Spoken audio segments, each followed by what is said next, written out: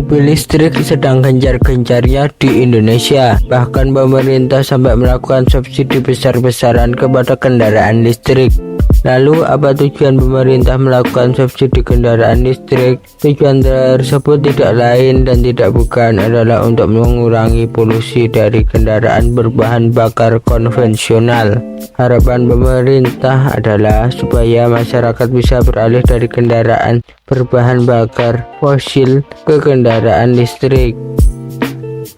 Tapi sangat berbeda dengan di negara maju.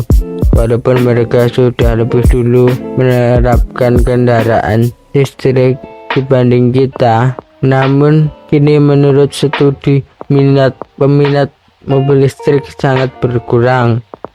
Hampir dari setengah pemilik mobil listrik di negara maju bersepakat untuk beralih kembali ke mobil berbahan bakar konvensional. Tapi yang unik di saat negara-negara maju di dunia mengalami penurunan penjualan mobil listrik, tapi berbeda dengan Tiongkok. Justru Tiongkok malah mengalami pertumbuhan dengan sangat pesat. Diperkirakan Tiongkok menyumbang lebih dari 50% dari penjualan kendaraan listrik dari seluruh dunia. Menurut data yang ada, Jerman yang merupakan negara maju sekaligus salah satu pasar terbesar mobil listrik di Eropa mengalami penurunan penjualan mobil listrik sebesar 37%.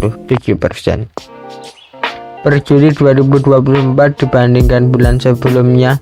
Selain Jerman yang merupakan pasar mobil listrik terbesar di Eropa, negara lain juga mengalami penurunan permintaan terhadap kendaraan listrik. Swedia yang dianggap sebagai pemimpin kendaraan listrik di pasar Eropa juga mencatat penurunan signifikan sebesar 15% pada pendaftaran kendaraan listrik pada bulan Juli. Dalam konteks serupa, penjualan kendaraan listrik turun sebesar 19% di Swiss, yang merupakan pasar terkuatnya Eropa. Menurut hasil yang ada, penjualan kendaraan listrik yang tidak mengalami kemajuan di Amerika dan Eropa. Sementara itu, sebanyak 46% warga Amerika yang memilih kendaraan listrik atau EV mempertimbangkan untuk memilih mobil berbahan bakar konvensional pada pemilihan kendaraan berikutnya. Hal tersebut diungkapkan oleh McKinsey dan Joe melalui survei terbarunya.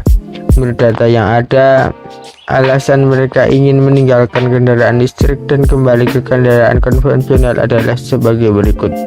Pertama, harga mobil listrik yang masih tinggi.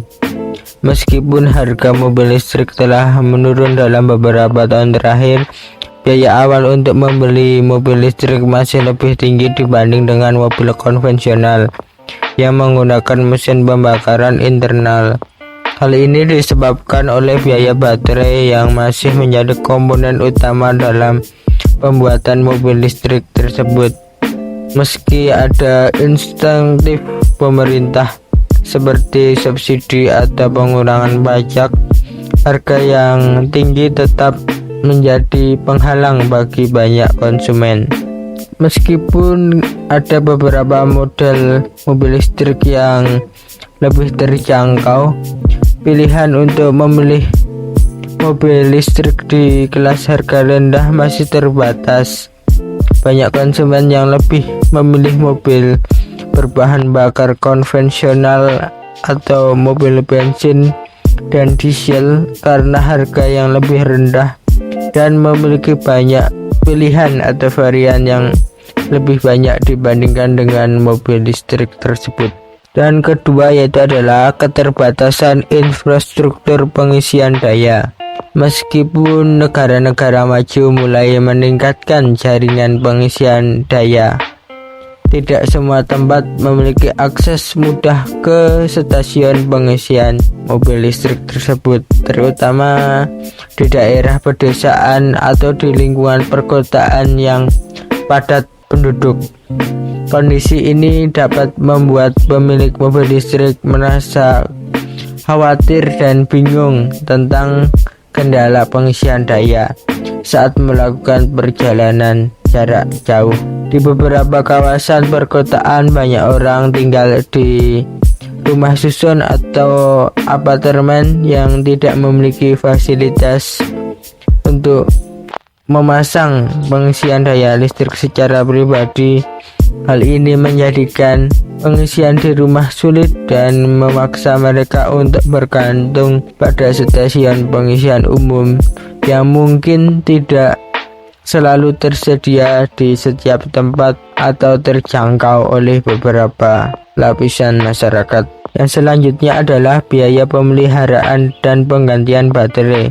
Meskipun biaya operasional mobil listrik cenderung lebih rendah dibanding mobil berbahan bakar konvensional atau fosil, penggantian baterai bisa menjadi biaya yang sangat besar.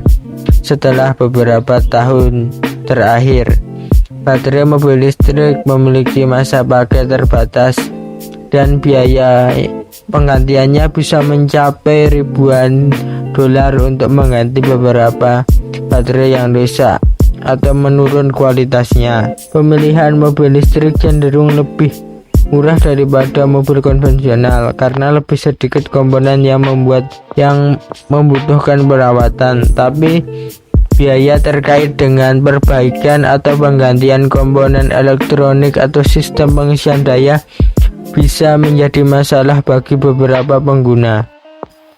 Dan selanjutnya adalah harga jual kembali mobil listrik yang cenderung anjlok atau nilainya menurun.